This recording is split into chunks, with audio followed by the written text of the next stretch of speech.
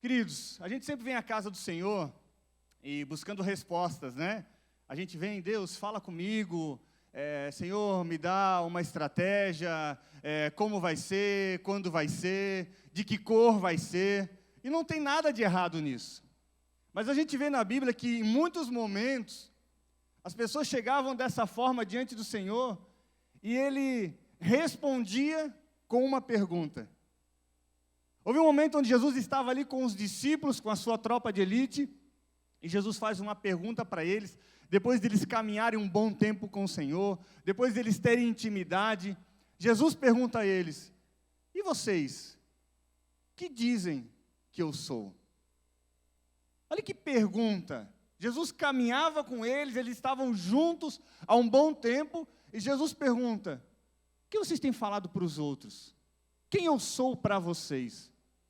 Então são perguntas onde o Senhor traz para nos responder muitas coisas, para a gente encontrar em nós mesmos as respostas. Onde o Senhor quer, às vezes, desconstruir um conhecimento, às vezes até um preconceito que a gente tem sobre algumas coisas. Então Ele começa a nos perguntar, para que a gente reflita e a gente busque nele as respostas que nós precisamos para a nossa vida. Amém? E nessa noite eu quero ministrar aqui fazendo 3 perguntas para você. 3 perguntas para que você reflita.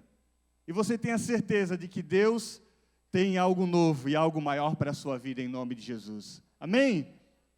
Lá no livro de Lucas, no capítulo 7, versículo 36 e 37, diz assim: tendo sido convidado por um dos fariseus para jantar, Jesus foi à casa dele e reclinou-se, como era de costume, junto à mesa.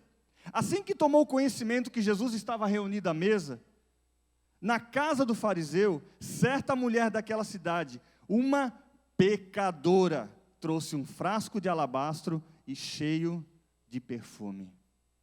Aqui conta a história de quando Jesus é convidado por um fariseu para jantar na sua casa. Aquele homem prepara um banquete, os seus servos estavam ali, era um momento especial, um momento de honra. Imagina, você receber Jesus na sua casa. E eles estavam ali jantando, falando sobre várias coisas, e de repente chega uma mulher pecadora. Ela chega até Jesus. E a Bíblia diz que Jesus conversa com aquela mulher e aquele fariseu diz: mas se ele fosse realmente um profeta, se ele fosse realmente um homem de Deus, ele não conversaria com essa mulher, uma pecadora. Primeira pergunta que eu faço para você nessa noite: como você chegou até aqui? Você precisa se responder: como eu cheguei até aqui? Não somente como você chegou até esse culto, porque cada um tem a sua história de vida, mas como você chegou nesse momento da sua vida. A forma ou como nós chegamos diz respeito às nossas atitudes, às nossas escolhas, às nossas decisões, com quem nós decidimos caminhar, se nós decidimos nos aproximar de Deus ou não, diz respeito a tudo isso. Naquela noite, o fariseu havia chegado na sua casa para um jantar com Jesus. Uau! Olha que honra, que privilégio. As pessoas comentavam na cidade: olha, Jesus foi lá na casa do fariseu. Aquele homem saiu no dia seguinte dizendo: olha, Jesus esteve na minha casa. Talvez ele tirou uma selfie com Jesus. Sabe, ele poderia ali ter tido, como as pessoas viam ele, como um vencedor. Um homem que alcançou o topo. Estava com o Rei dos Reis na sua casa jantando e podendo proporcionar tudo isso a ele. Agora imagina a forma como aquela pecadora chegou até ali. Primeiro, ela não era nem convidada. Ela entrou de metida. Ela chegou até aquele lugar, certamente, com uma história de fracasso, com uma história de dores, com uma história de destruição. Porque quando ela entrou, disseram: lá vem a pecadora. Todos a conheciam daquela maneira. Então as nossas escolhas, as nossas decisões nos trazem até aqui. Mas nós precisamos entender que essas marcas que a gente traz até esse momento são reflexo das nossas atitudes, Mas não é apenas chegar, é de que maneira eu chego. Não é apenas conquistar, mas é de que maneira eu conquisto aquilo que eu desejo ou que Deus tem para mim. Porque nós aprendemos que existem vitórias que trazem muito mais derrotas para a nossa vida do que o próprio troféu que nós estamos carregando. Em contrapartida, existem derrotas, situações difíceis que nos ensinam, nos promovem muito mais do que as vitórias que nós tivemos em alguns momentos da nossa vida. Porque tem vitória que custa tão caro, que nós temos que abrir mão de muitas coisas. Há vitórias que nos levam a conquistar, mas tendo que ceder em muitas áreas das nossas vidas. Há um tempo atrás eu estava com um homem muito bem sucedido, conversando com ele. E chegou um momento da conversa que ele gritou, dizendo: do que me adianta ter tudo isso, se aquilo que eu perdi tem mais valor do que tudo isso agora? O homem que lutou, que conquistou, que todos olham para ele e dizem: esse é um homem de sucesso.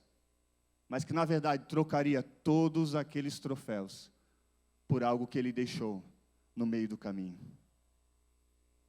Mas existem derrotas que mesmo que a gente não vença naquele momento, nós estamos nos preparando, nós estamos nos fortalecendo, nós estamos nos aproximando ainda mais de Deus. E se a gente continua caminhando, a gente sabe que em algum momento aquele troféu estará nas nossas mãos. Mas nós não estamos abrindo mão durante a caminhada, durante o nosso objetivo, durante aquilo que a gente almeja. Não estamos abrindo mão do nosso caráter, não estamos abrindo mão dos nossos princípios, não estamos abrindo mão da presença de Deus. Então é apenas uma questão de tempo para nós alcançarmos aquilo que Deus tem para as nossas vidas. E eu quero dizer para você nessa noite, que ainda que você esteja experimentando algumas derrotas na sua vida, não abra mão da presença de Deus, porque em algum momento o troféu estará nas suas mãos, em nome de Jesus. Não abra mão daquilo que tem maior valor para a sua vida, que é a presença de Deus. Talvez seja um tempo de preparação. O processo que você está vivendo vai te levar a conquistar. Para inventar a lâmpada, quantas vezes erraram? Para conquistar o topo de uma montanha, às vezes você precisa parar no meio do caminho. Às vezes você precisa voltar atrás, se preparar muito mais para aquele desafio. Mas você continua, em algum momento você alcançará aquilo que você almeja. Então, como você chegou até aqui? Essa é uma resposta que você tem que se dar. Valeu a pena? Valeu a pena? Talvez abrir mão de algumas coisas. Valeu a pena chegar desse jeito? De que forma eu cheguei até aqui? Como foi a conquista desse troféu na minha vida? Valeu a pena todo esse tempo, o desgaste?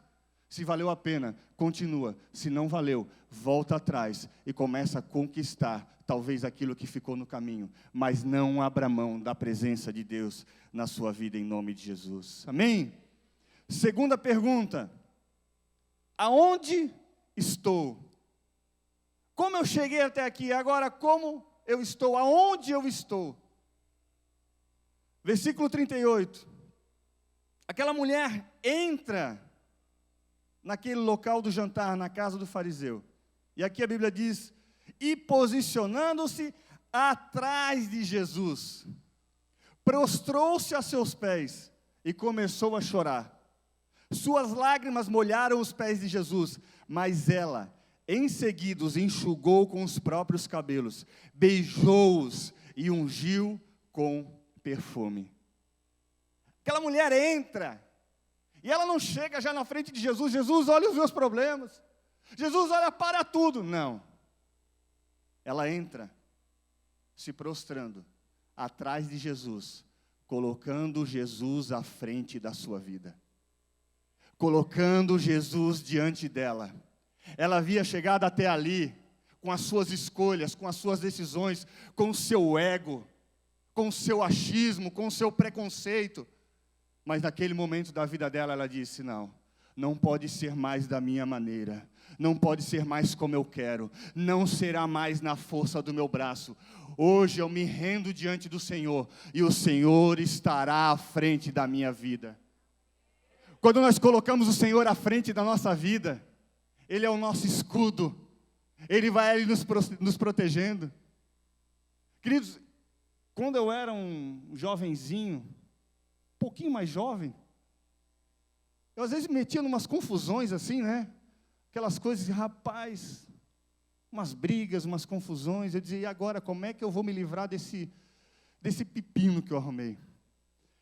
Aí eu tenho um primo, que é maior que eu, mais largo que eu, e nem pescoço ele tem. Aí o que eu fazia? Vamos lá comigo no lugar. Fazer o que lá, Ricardo? Não, só vamos lá comigo. Vamos dar uma volta. E a gente chegava no meio daquela confusão. E eu não ia à frente. Eu colocava ele à frente. Era a coisa mais linda. E quando ele chegava, rapaz, abria aquele clarão, ninguém ficava. Porque o homem é grande. Ou seja, ainda que eu me precipitasse, ainda que eu, por imaturidade, me metesse em algumas confusões, eu tinha quem ia à minha frente, quem era o meu escudo. Quando você coloca a vontade de Deus, quando você decide colocar o Senhor Jesus diante de você, ainda que você erre, ainda que você seja imaturo, você terá alguém indo à sua frente e te livrando de todo o mal na sua vida. Quando eu coloco o Senhor à frente, eu estou dizendo, vai, Senhor, porque eu agora vou seguir os teus passos. É como nós legendários a gente diz, é seguindo ao legendário número 1. Indo por onde Jesus vai, caminhando por onde Ele caminha, fazendo o que Ele faz. Aquela mulher, quando ela se prostra e coloca Jesus diante dela, ela diz, Senhor, eu não vou mais à frente, eu não tomo mais as minhas próprias decisões, agora é a vontade do Senhor, que eu sei que ela é boa, perfeita e agradável para a minha vida. Aquela mulher, ela se prostra diante de Deus, diante do Senhor Jesus, e ela começa a chorar. Chora ao ponto de molhar os pés do Senhor, ela seca com os seus cabelos, ela beija os pés de Jesus, ela unge Jesus, ela faz tudo aquilo que o fariseu deveria ter feito e não fez. Porque era um costume naquela época, quando você recebesse alguém na sua casa, no mínimo, os seus servos deveriam lavar os pés daquela pessoa, deveriam beijar a face daquela pessoa. Você deveria ungí-lo. Aquilo era uma obrigação do fariseu. E a Bíblia diz aqui, que ele não fez isso. Mas aquela mulher decidiu fazer. Aquele homem, ele tinha um status, uma posição, mas que roubou dele a honra para o Senhor Jesus. Aquela mulher, ela não tinha nada. Ela tinha apenas uma história que precisava ser transformada diante do Senhor Jesus. Então, ela chora, ela derrama as suas lágrimas, ela lava os pés de Jesus, ela limpa os pés de Jesus. E olha, eu e você, na nossa vida, ou a gente suja os pés de Jesus, ou a gente lava os pés do Senhor Jesus, com as nossas atitudes, com a nossa vida, ou a gente está limpando, confiando aonde o Senhor passa, ou a gente está sujando por onde Ele passa. Essa é uma escolha que nós temos. Aquela mulher, ela beija os pés do Senhor, imagina, beijar os pés de alguém, você beija os pés de alguém que é muito íntimo seu. Ela coloca a sua boca nos pés dele, ou seja, ela sela naquele momento uma aliança com Jesus por onde ele passou, com a história de Jesus, com aquilo que ele declara. Quando nós colocamos a nossa boca, quando nós declaramos com a nossa boca quem é Jesus, quando nós confirmamos com os nossos lábios a aliança que nós temos com Ele, nós estamos dizendo, Senhor, eu confio, eu testifico que por onde o Senhor passou e por onde o Senhor passar, o Senhor é Deus. Eu declaro, eu profetizo sobre a minha vida, eu beijo os teus pés, porque eu creio que o Senhor veio, pisou nessa terra e o Senhor venceu. Então, com os meus lábios, eu testifico aquilo que o Senhor faz na minha vida. Aquela mulher, ela quebra aquele vaso de alabastro, aquele vaso com aquele perfume, ele não poderia ser tirado apenas uma porção, ele tinha que ser quebrado para ser usado todo. E ali, o valor contido naquele vaso era de 300 dias de um trabalho braçal. Provavelmente, toda a riqueza que aquela mulher havia juntado, naquele dia, ela decide ungir o Senhor. Ela decide entrar naquela história para mudar a realidade dela. Porque não é aonde você está, mas de que forma você se comporta nesse ambiente. De que forma você se comporta diante dos desafios, diante das oportunidades. José venceu no Egito como um escravo. José venceu como um prisioneiro, mas a atitude dele não era de um escravo e não era de um prisioneiro. O Senhor Jesus, ele venceu num deserto, onde muitos desistem, onde muitos retrocedem. O Senhor Jesus sabia que não era onde ele estava, mas quem ele era e qual o propósito ele estava estabelecendo. Davi, quando entra naquela frente de batalha, aquele gigante se posiciona, todos com medo. Já Davi sabia que não era o exército filisteu, mas quem ele era naquele momento. Você pode estar vivendo um momento difícil, você pode estar passando por desafios. A culpa não é da economia, a culpa não é das pessoas. Basta você mudar a sua atitude. Se ali naquele lugar você se comportar, naquele ambiente, como um filho e uma filha de Deus, você verá a mão de Deus trazendo o favor dele sobre a sua vida. O fariseu se acomodou num status, numa posição. Não beijou, não lavou, não ungiu. Aquela mulher disse, essa casa não é minha, eu não sou convidada, mas aqui a minha vida vai ser transformada. Pode ser o pior cenário, onde estão me julgando, onde estão me criticando, onde talvez eu tenha a pior roupa, talvez onde todos me conheçam, mas aqui eu decido ter uma atitude diferente. E a vida dela foi transformada diante do Senhor Jesus. É como a mulher do fluxo de sangue, quando ela chega diante do Senhor, todos empurrando. E ela toca no Senhor. Todo mundo estava tocando nele. Era o maior empurra. Mas ela tocou de uma forma diferente. Não é a multidão, não é aquilo que as pessoas estão fazendo. É a sua atitude, a sua motivação diante do Senhor, que vai extrair poder do Senhor. Eu quero declarar sobre a sua vida, ainda que você esteja vivendo um cenário adverso, ainda que você esteja passando por desafios, hoje, se você entender que como filho e filha de Deus, você pode mudar essa situação, adorando ao Senhor, colocando Ele diante da sua vida, você viverá o maior milagre da sua história, em nome de Jesus. Aquela mulher coloca Jesus diante dela. Então o problema não é o casamento, o problema não é o trabalho, o problema não é a cidade. A questão é a nossa atitude diante de tudo isso. Como filho, como filha. Será que a gente não precisa perguntar um pouquinho mais para nós mesmos? O que Jesus diria nesse momento? Qual seria a atitude de Jesus agora? Para onde Jesus iria? De que forma Jesus faria esse negócio? E a gente vai começar a ver o sobrenatural se manifestando na nossa vida e na nossa história, em nome de Jesus. Amém? Então, a primeira pergunta: como eu cheguei até aqui? Segundo, aonde estou? E terceiro, aonde eu quero chegar? Você sabe aonde você quer chegar? Meu Deus, ninguém sabe. Alguém sabe aonde quer chegar? Quais são os seus projetos? Gente, quem aqui fez projeto de vida? Glória a Deus, então você sabe aonde você quer chegar. Mas você deve saber também aonde Deus quer te levar. Versículo 48 diz: em seguida, Jesus afirmou à mulher: perdoados estão todos os teus pecados. Então, os demais convidados começaram a comentar: quem é este que pode até perdoar pecados?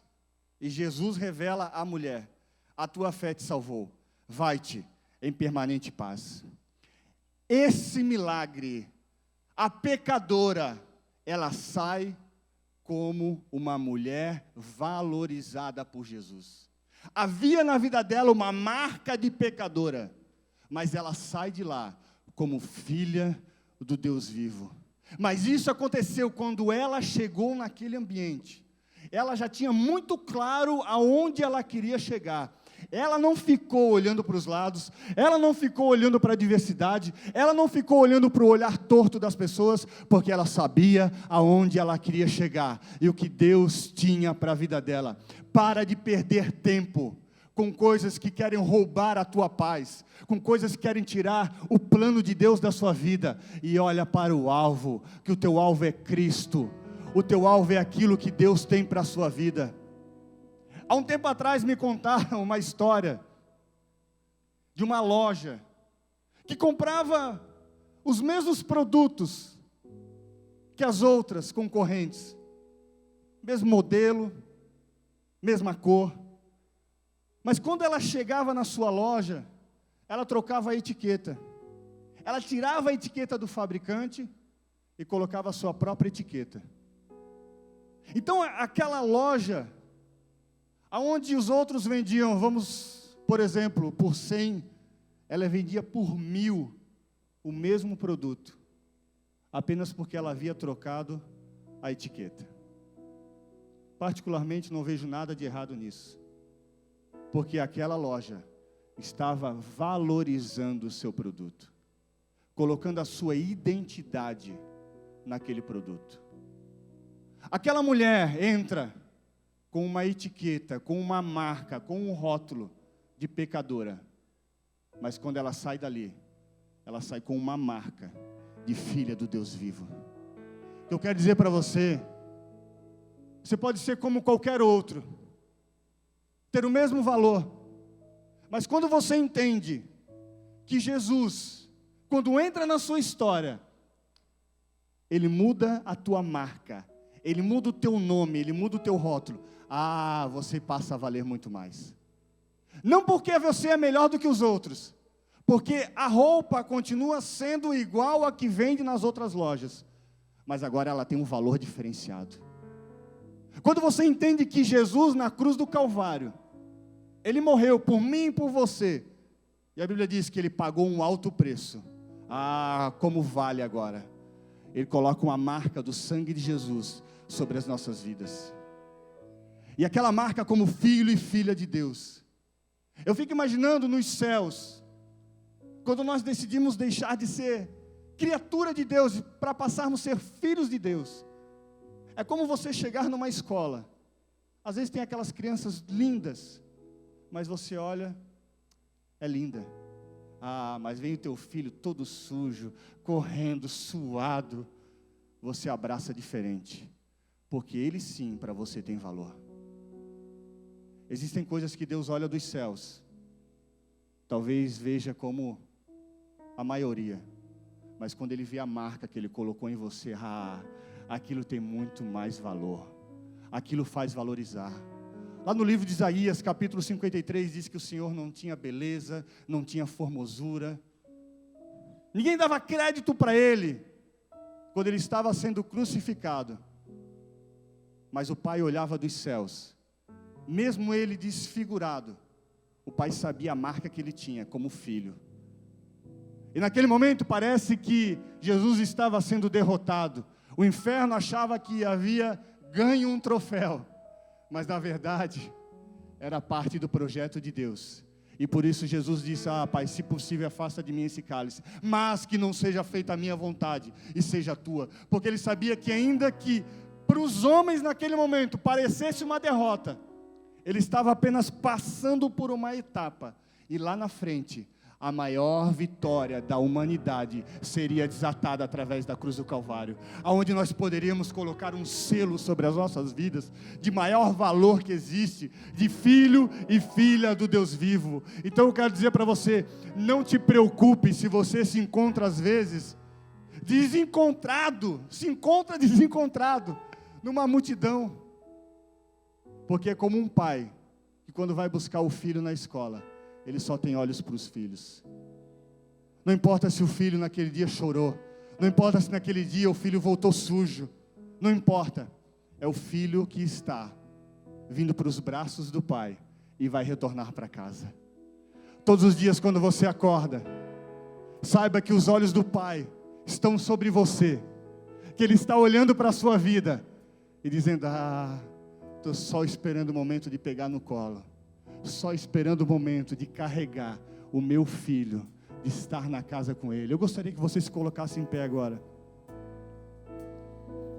Lucas capítulo 9, versículo 20 diz: e disse-lhes: e vós, quem dizeis que eu sou?